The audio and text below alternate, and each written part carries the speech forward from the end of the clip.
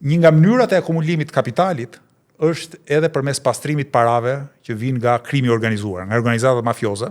Shtypi ndërkombëtar trajtonte si një shqiptar, shtypi ndërkombëtar konsideronte si bashkëpunëtor të karteleve të drogës në Amerikën Latine. Biles para pak muaj duhet e kanë arrestuar dhe disa vite më parë ai takoi me Edi Rama dhe Edi Rama thoshte një biznesmen si gjithë tjerët.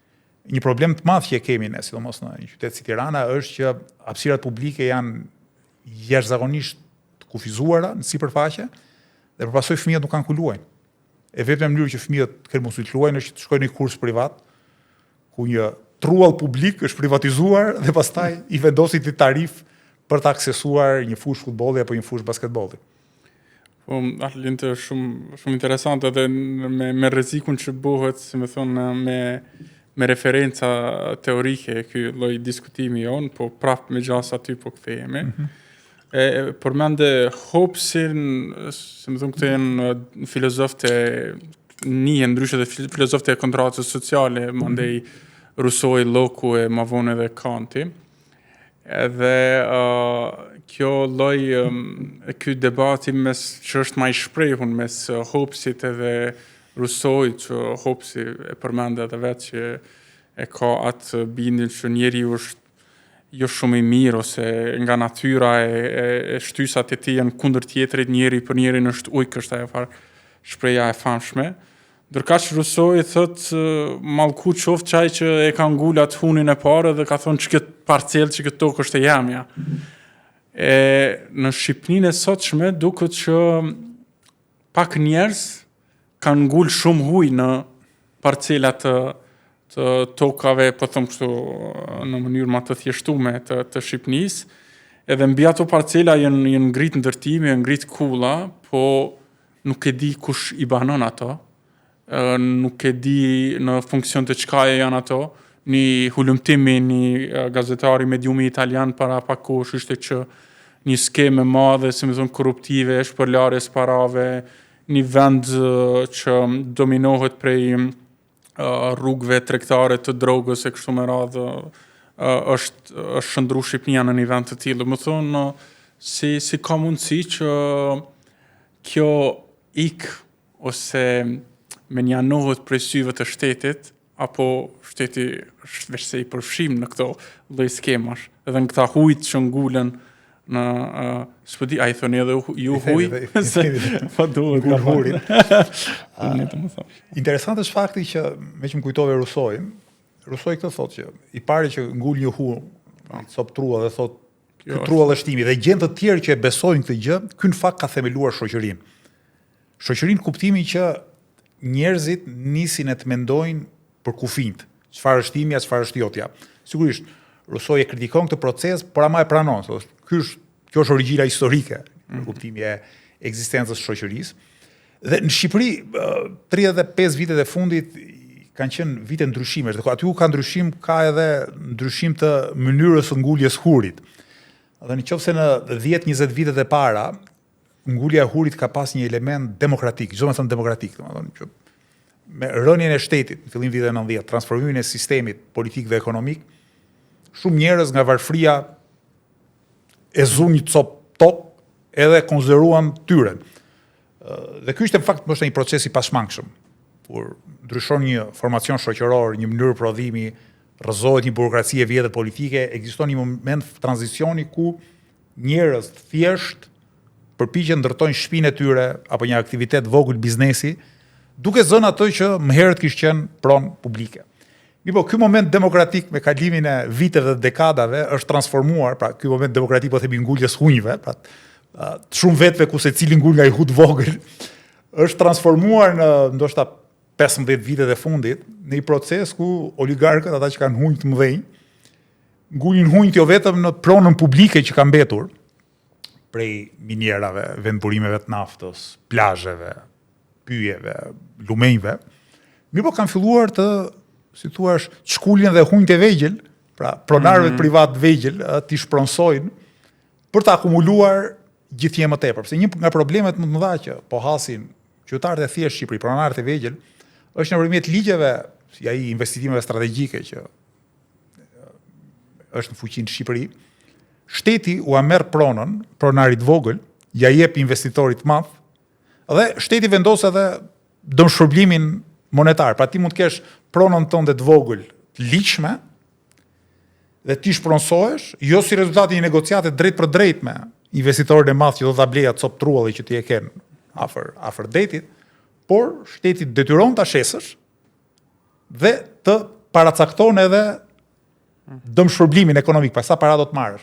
Pra nuk është një transakcion i lirë midis dy privatëve, sepse qeveria shqiptare prej vitit 2015 mos gaboj, ka menduar që investimet strategjike të oligarkëve kryesisht janë të barazhshme me investimet publike. Pra një lloj si shpronson shteti për ndërtuar një autostradë apo një aeroport, të shpronson edhe për të ndërtuar një privat tjetër një resort turistik.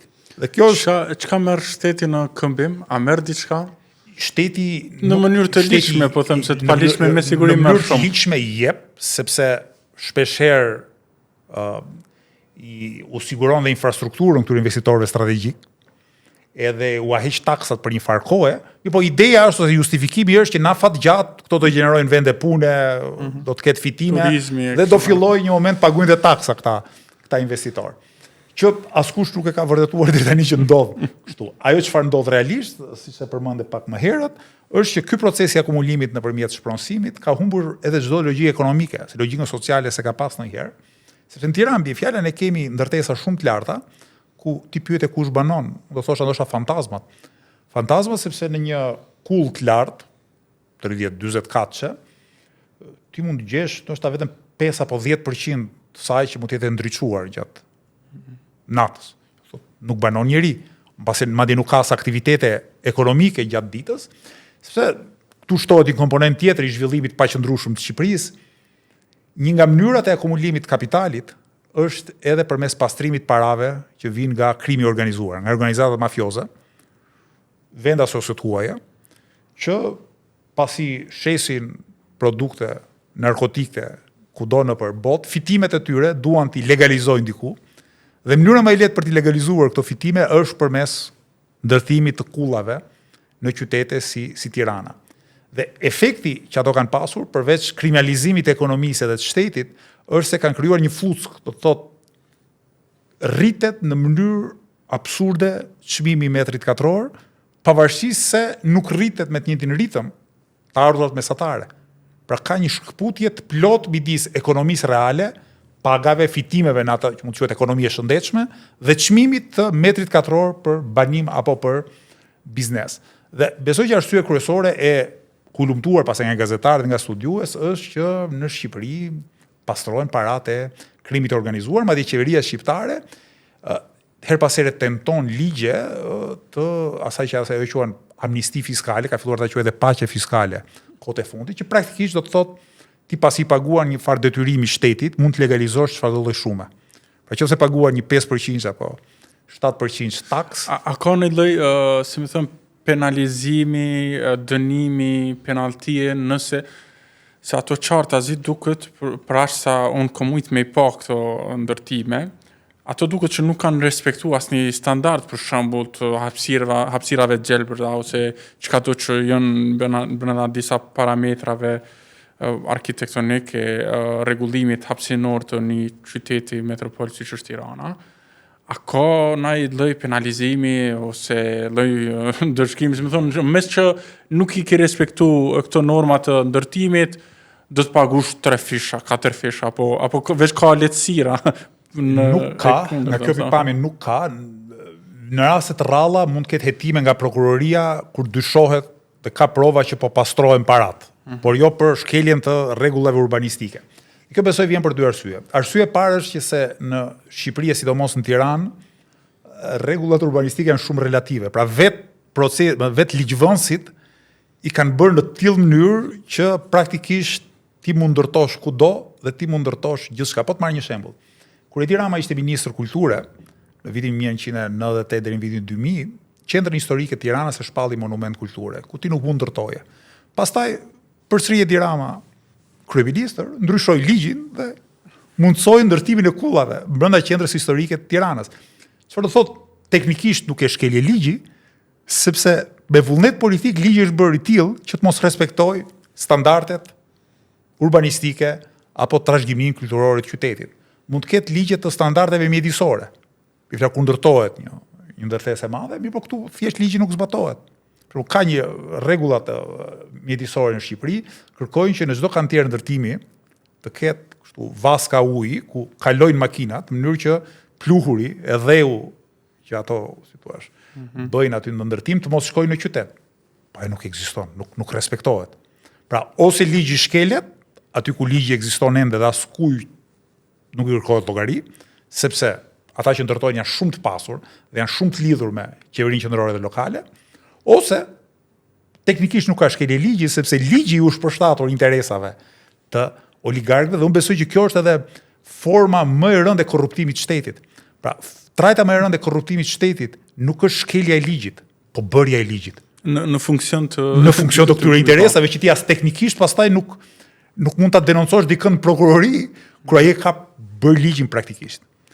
Ky është edhe fenomeni kryesor i korruptimit shtetit në Shqipëri. Disa pamje dhe raportime për shembull që në ndërtesën e kryeministrisë hyn dhe dalin persona me ndikim, oligarkë kështu me radhë që ata me gjasi i kanë dyrt hapun gjithë kohës. Madje edhe trafikant droge, ka qenë një rast i para disa viteve ku është fotografuar një person i cili si thua shtypi ndërkombëtar e trajtonte si një shqiptar, që shtypi ndërkombëtar e konsideronte si bashkëpunëtor të karteleve të drogës në Amerikën Latine. Biles para pak muaj duhet e kanë arrestuar.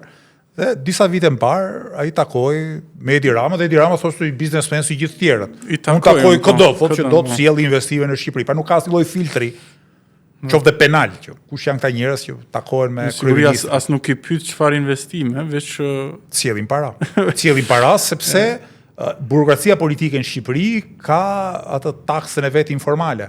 Pra në çdo investim ka 20 apo 30% që kalon drejt për drejt te kryeministri, ministri i fushës apo kryetari i bashkisë.